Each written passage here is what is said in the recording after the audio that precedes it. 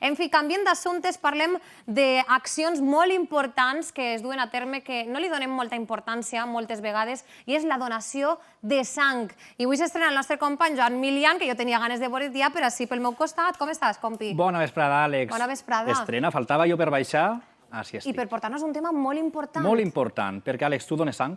Jo sé que en dona. Mira, justament ahir em va arribar el missatge de la unitat mòbil de donació de sang, que ja ha arribat al meu poble, per anar cap allà. Clar, és que hi ha molts de punts, hi ha 20 punts cada dia que estan per la Comunitat Valenciana, i l'altre dia vaig estar a un d'ells i em vaig enterar de moltes coses que jo no coneixia. I mireu, ahí van. Jo sempre dic que la sang és un bé molt escàs, perquè tens que ficar molts recursos per a treure molt poquet. 650 unitats diàries. Això s'extrau en els 20 punts de donació de sang que viatgen per tota la Comunitat Valenciana. Primera vegada, no?, donant sang. Sí, la primera. I com és això que t'has animat avui a donar el pas de ser donant de sang? No sé, porque lo hablé con mi amigo y dijimos, pues vamos a ir a donar. Deberían venir casi todos, o todos, vamos, casi todos no, todos. Bueno, pues vamos allá. Cada vegada hi ha més donants, però pocs coneixen tot el que es pot fer més enllà d'una simple extracció de sang. Podem separar 3 productes: plasma, plaquetes i glòbuls rojos. Però què és el plasma? Plasma, en realitat, és aquest líquid en el que van suspeses les cèl·lules de la sang. És per a produir segons productes que no es poden fabricar d'una altra manera, albúmina, gamma-globulina, factor 8, factor 9, i que tenen que vindre de la donació humana. Mónica, ¿cómo estás? Muy bien. Bueno, donante de plasma. Sí. Y no es la primera vez.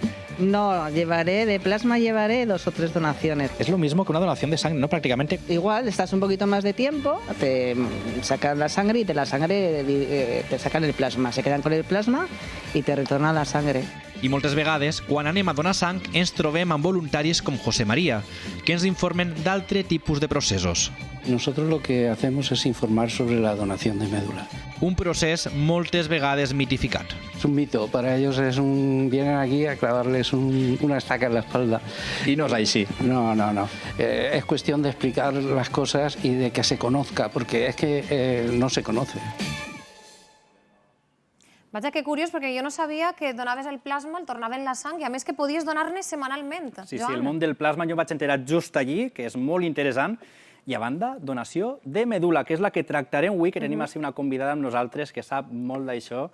Pepa Merino, benvinguda, moltes gràcies per vindre. Benvinguda, Hola, buenas Pepa. tardes, gracias a vosotros. Primer que res, voldríem desmitificar el que és la donació de medula, que al final sembla que van a obrir-nos l'esquena, que van a fer-nos, i molta gent no s'atreveix, i és molt important, que salva moltes vides, pot salvar moltes vides, Pepa. Claro, lo primero que hay que saber es que la médula ósea no tiene nada que ver con nuestra médula espinal. Nuestra médula espinal es el conjunto de nervios que va dentro de nuestra columna vertebral y no nos la tocan para nada. Nuestra médula ósea es nuestra fábrica de la sangre y se fabrica, crece en algunos huesos de nuestro cuerpo. Com l'extraguem, la medula, per tant? O sea, com és aquesta extracció? A ver, cuando uno...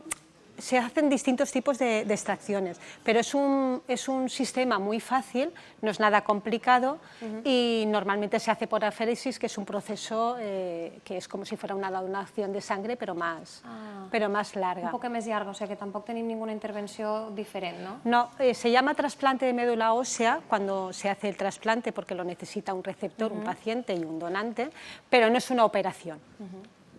I el que diem és que no eres donant només quan vas a escriure, t'inscrius en un registre, que és molt important, i de fet, gràcies Pepa per atendre-nos, perquè vaig a contar-vos tot el que vos he contat així en dades. Passem així al pantallot, perquè anem a ficar-nos el que hem parlat en dades, i és que els donants de mèdula, quan anem ens inscrivim a un registre, i així a Espanya estem d'enhorabona, perquè l'any passat vam assolir una xifra molt important, més de 500.000 de persones inscrits que han dit que sí, que en cas que fora necessari serien donants de medula, que aquesta data és molt important perquè en 2012, fa poquets anys, només n'érem 100.000. I això al món en què es tradueix?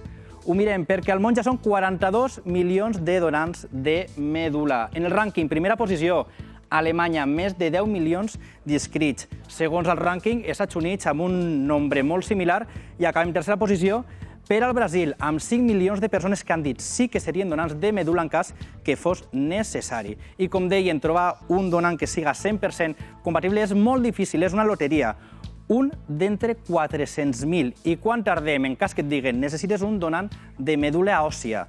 27 dies per trobar un donant que sigui compatible i el 88% de les probabilitats de trobar-lo. I tot això en què es tradueix? Ho mirem en dades perquè en Espanya l'any passat 637 persones van trobar un donant de medul·la fora de la família, perquè el primer pas sempre seria buscar entre els familiars. I si no és possible ja anem al banc de donants. I el 50% de les donacions, ben important aquesta dada, van traspassar fronteres. Una dada que ens diu que és ben important comptar amb este banc de donants sempre actualitzat i tindrem molts decisions de persones dispostes a estar en aquest procés. Perquè és crucial, Joan, que tinguem este banc per a salvar vides. És que és molt important també aquesta compatibilitat que puguem trobar. Amb una única donació pots salvar una vida. I tenim així amb nosaltres a la següent convidada, Console, que ella va ser receptora de medul·la. I conta'ns com va ser aquest procés. Benvinguda. Hola, benvinguda. Bueno, pues en 2022 me diagnosticaron un síndrome mielodisplásico, que es una enfermedad de la sangre y la única posibilidad de salvación es el trasplante de médula. Entonces, lo primero que hacen es buscar a un familiar. En mi caso no fue... Bueno, tengo una hermana, fue el 50%, pero ellos lo que quieren es buscar el 100%. Bueno, y lo primero que quiero decir es transmitir a los pacientes que están pasando por el proceso que pasé yo. Quiero transmitirles esperanza y decirles que pueden salir adelante. Que, bueno, voy a decirles lo mismo que me decían a mí los médicos, que esto es una carrera de fondo, que es como correr una maratón, que es paciencia y, bueno, que se puede salir. Sí, volia preguntar-te bàsicament també per aquesta compatibilitat i per el motiu pel qual és tan important aquest banc de donants de medul·la, perquè és important que compatibilitze ese ADN, ¿no? Y en la familia moltes voltes no el trobem. No, de normal los hermanos es un 50%, ¿vale? Entonces ellos lo que quieren, que ya se hacen, al principio hacía mucho tiempo, por eso es tan importante la investigación, porque al principio era impensable hacer un trasplante con un 50%, pero ahora mismo sí que se hace. Pero bueno, ellos si encuentran un donante del 100% compatible con el HLA, se llama así, pues buscan ese donante. Mi donante es un donante alemán, que no soy la única receptora de donantes alemanes, porque pensamos que en Alemania tienen mucha más información sobre la donación de médula. Entonces, desde la asociación, por ejemplo, de Asleval, pensamos que si España es pionera en donación de órganos, que también podríamos ser pioneros en donación de médula. Entonces, es tan importante la educación y que la gente sepa en qué consiste la donación de médula, por eso es importante que la gente se registre. És important que la gent es registre i nosaltres també jo crec que la tasca que estem fent de visibilitzar que no passa res, que podem apuntar-nos a aquest banc de donants de medul·la és tan important com per aquest exemple de Console que li han salvat la vida en aquesta malaltia.